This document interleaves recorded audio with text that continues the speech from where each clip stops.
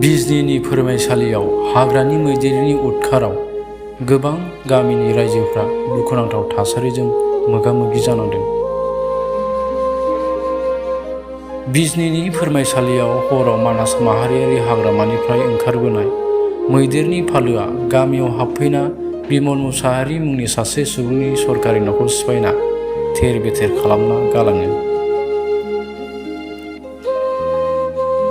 थांनाय हरनि 12 रिंगासोआव मानै मैदेरा गामियाव हाबनानै गोबां सुबुंफोरनि थालिरनि आबादफोरजों लोगोसे खोथिया थिलिखौबो खहा खालामलाङो।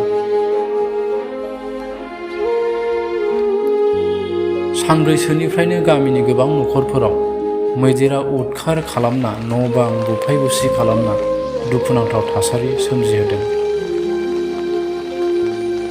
गामिनि सुबुंफोरा हाग्रा बिफाननो फोरमायनायनि उनावबो जेबो राहा लायाखै होनना भुगिनांनाय रायजोफ्रा बे समाव फोरमायथिदों।